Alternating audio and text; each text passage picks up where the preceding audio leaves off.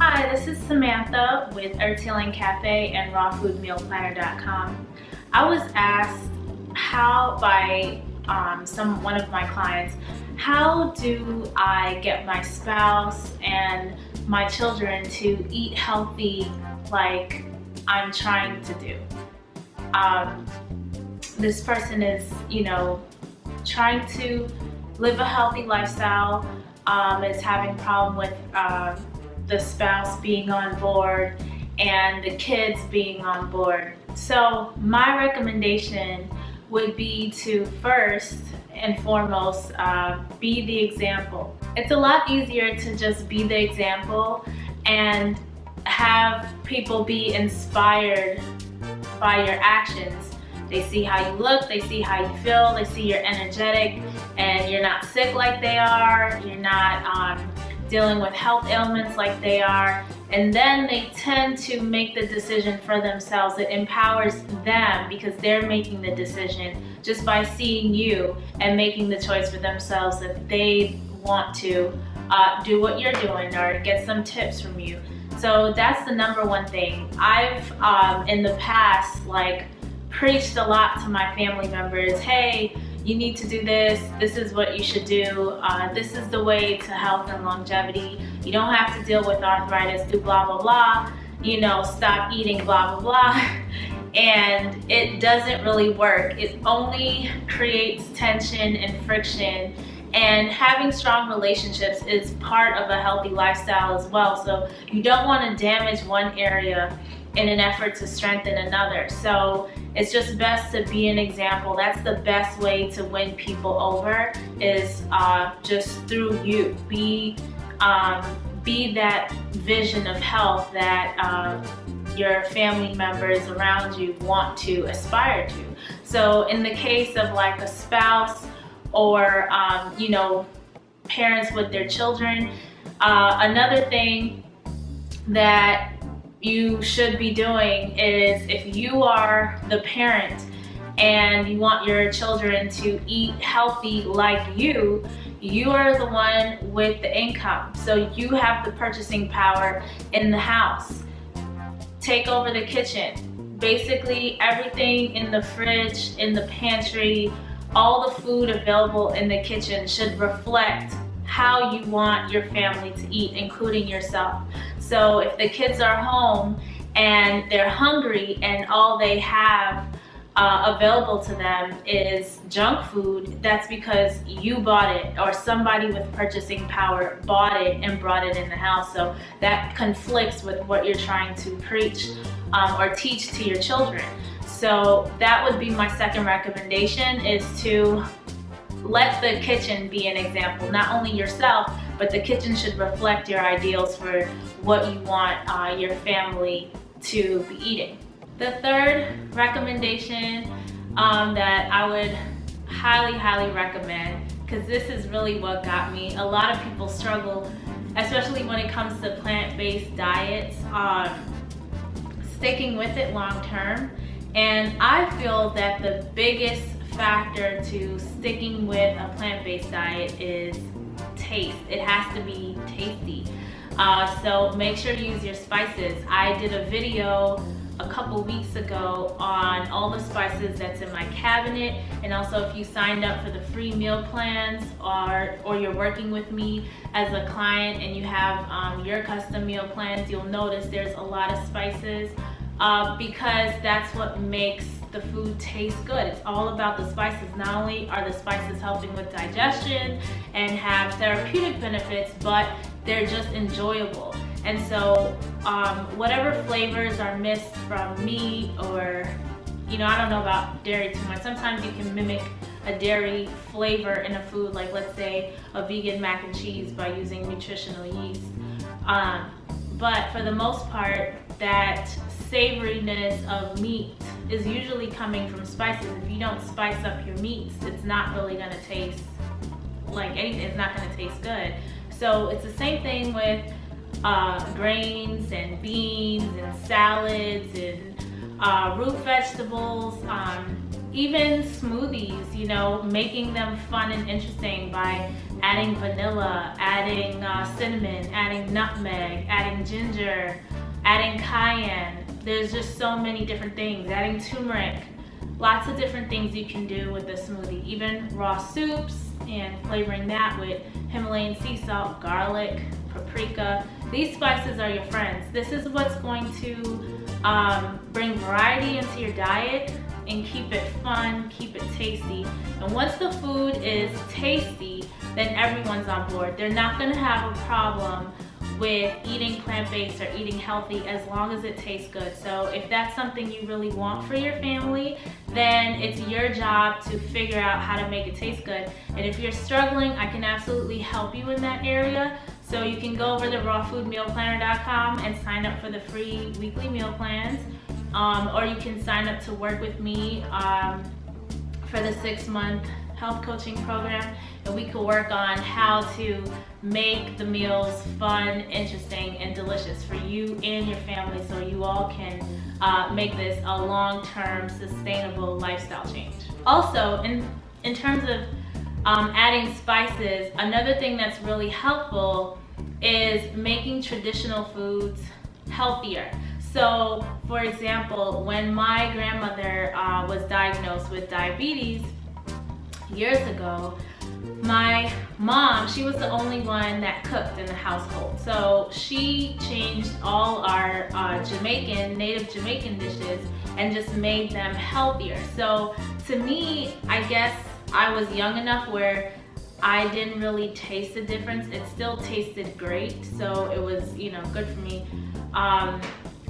And that kind of set the stage for me later on in life, especially with all the complications due to diabetes that happened with my grandmother, to take on and be more passionate about a healthy lifestyle.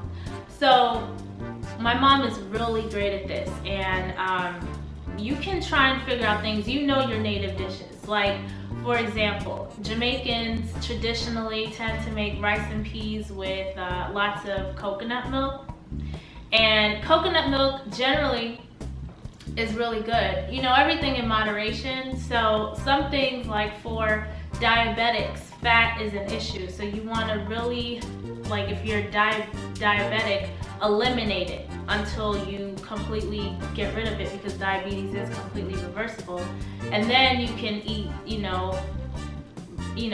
healthy fats and stuff. But at that point that you're diabetic, it's just best to just get rid of it out of your diet. And so my mom decided to use something else. I'm not quite sure what exactly she used, but it tastes the same to me. So she cut that out. She went from white rice to brown rice. So it wasn't exactly the same, but it was basically the same. She's making dumplings with chia seeds and flax seeds, which traditionally Jamaicans do not make dumplings with chia seeds and flax seeds. She's doing just all the plant-based traditional dishes in a healthy manner, using healthy oils, healthy ingredients, organic as much as possible.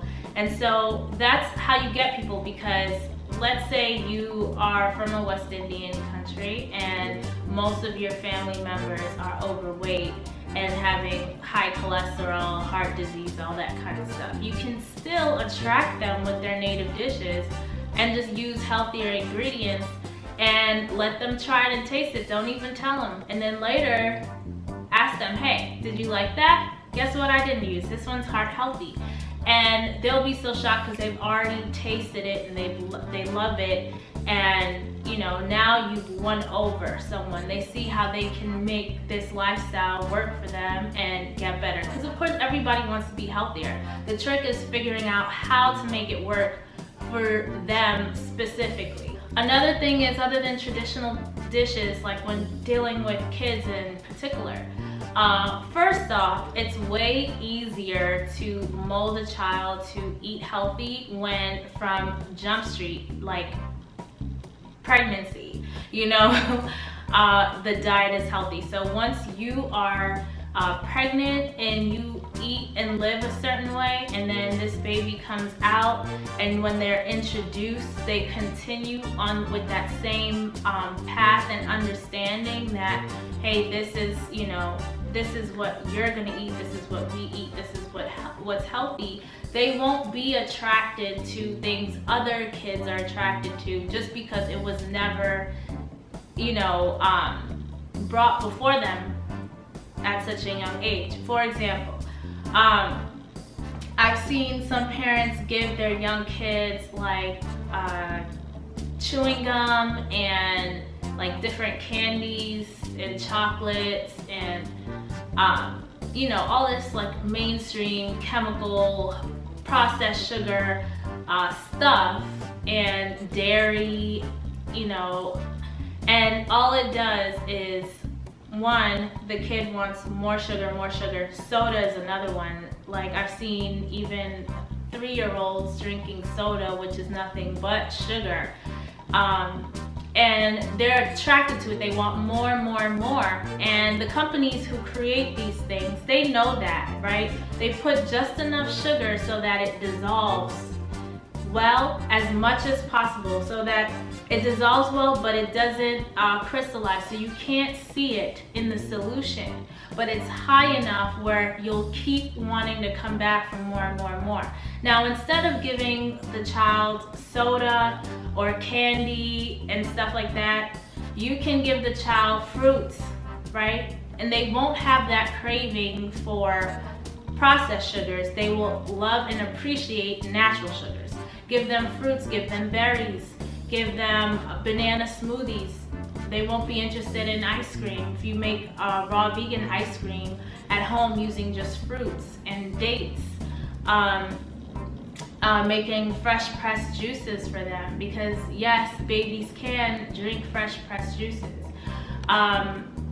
So young kids, they can drink fresh pressed juices. So,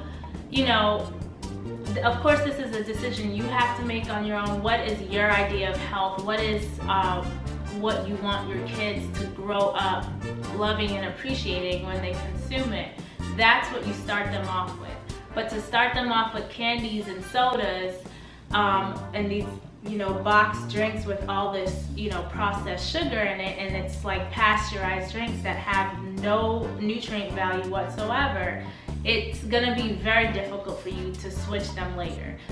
However, if you find yourself in a situation where you got conscious to healthy eating after your kids were born and they're already like stuck on eating pizza all the time and hamburgers and McDonald's and all of that stuff, I would highly recommend that you take what it is that they enjoy, that you perceive as healthy, that you would like them to eat, and do more of that stuff. Use that as a foundation to kind of wean them into the healthier lifestyle.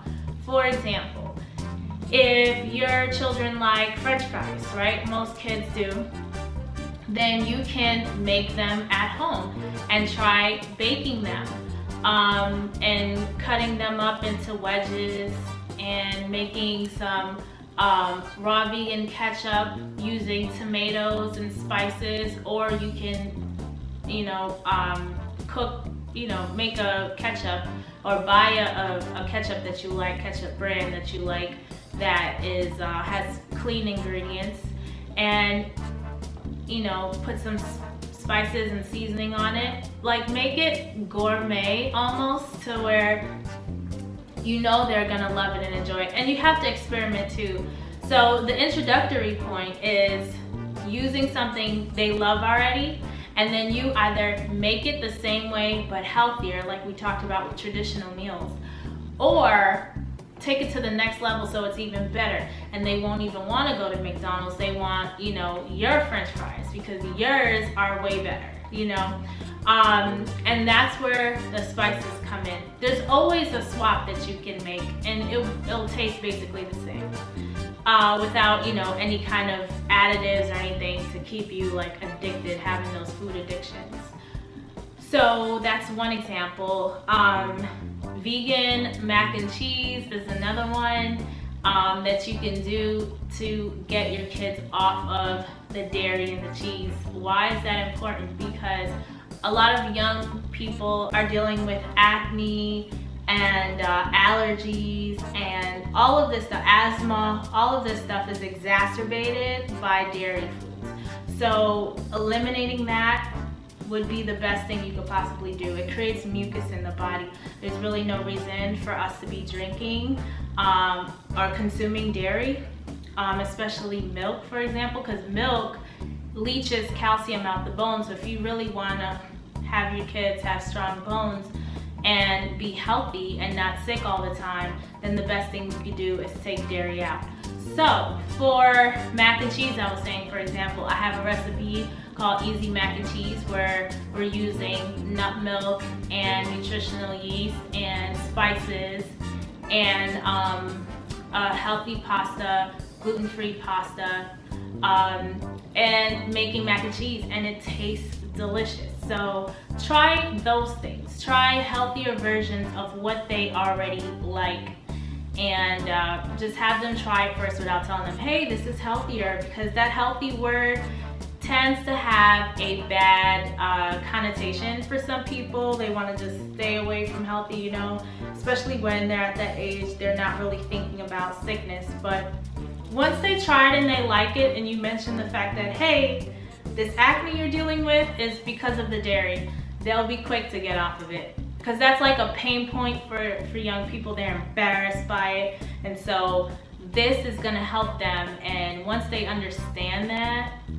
this embarrassing thing that they're dealing with, they don't have to deal with anymore, they'll be very quick to make a change. So another great thing that you can do as a family is make it a bonding experience. So this is how you get your spouse and your kids involved. I know, like, in this day and age, families don't really spend too much time together, except for now, it's like around the holidays, we're spending time. But look around even now, like, who's on their phones, who's on their tablets, who's on their laptops, who has their face in video games, in TVs, watching football or watching movies, and who is actually looking face to face with someone else and connecting and bonding. That kind of emotional intelligence is starting to be rare in people, because we're not engaging with each other as much as we used to, thanks to technology. And technology is great, but you need to have balance in all things.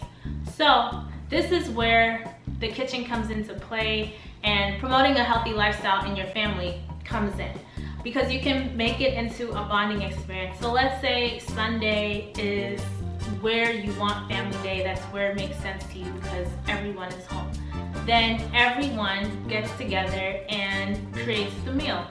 So let's say the dad is creating whatever the protein thing is, the mom is working with the kids on the grains and the greens, you know, however it is you plan to put your meal together, but have everyone involved. The kids could be washing the produce before it's made and prepared. And, you know, everyone's together working on preparing the meal, and then sits down and eats the meal together. You know, this is something that used to be done a long time ago, and it's worth bringing back. I think it would be fun and new and interesting for especially these young people, because they're not used to seeing that. When I was growing up, that stuff we used to see on TV a lot. There's something that we used to do back in the 90s, in the early 90s. We actually sat and ate together on Sundays. But try and bring that back. It's something fun, new. Make it fun. You can make it interesting. You know your family very well. So you know, like, after the meal, you can probably even bring in games. But this will encourage them to eat healthier, because they'll be part of the process and the preparation. And it'll be a bonding experience. That's where, while the preparation is happening, you can explain, okay, why are we eating this protein as opposed to this other protein? And then you can educate your family members, because they're asking now, so they're open for the information, as opposed to you lecturing and they have never asked. So the receptivity is a lot greater at that point. And then my last and final tip is don't take life so seriously. It is not the end of the world. If you make a decision to eat healthier and live a healthier lifestyle, and you tried everything and your spouse and your children are just not falling in line, understand that they are on their own journey just like you are on yours, and at some point they will find a way and they'll figure it out. Some people need to learn by their own experiences, and I know when it's our loved ones we really want to take control of the situation, but it's a lot healthier for everyone involved to just understand that, you know, they're entitled to their experience just like you are entitled to yours. Everyone is owed that, since that's what we're here on earth to do, is to live life and experience it to its fullest. When, let's say, your children come to you, since you haven't pressured them, you just live by example, and they say, hey, you know, I'm having this allergy issue, this asthma, and it's so uncomfortable, and you can say, well, you know, if you cut out the dairy, then it may clear up. Why don't we give it a try and I'll help you? And they've opened the door, like I said, receptivity. So you just have to sit back, watch, be the example, and just be strong and self-assured in yourself that everything will work out the way it's supposed to work out, because God is in control, the universe is in control, whatever you believe. So, you know, we cannot control other people. With young children, before they reach preteens, it's a little bit easier, but once they get to preteens, in teenage years, they're basically making the decision themselves, and the more you push, the more they'll pull away. So the best thing you can do is just sit back and let life. Thank you so much for watching. If you've enjoyed this video, please give me a thumbs up, and let me know in the comments below if you've dealt with this situation and you've managed to really help your family members make changes. Put the comments below so we can all help and encourage each other. And if you're interested in the free meal plans, please do head on over to rawfoodmealplanner.com and sign up for the emails. I also offer health coaching and shopping lists, and all that information's on there, plus some great holistic health, lifestyle information is on there. And if you're in the Chicago area, drop by Earth Healing Cafe for organic cold pressed juices, herbal teas, and so much more. Take care. Have a great day.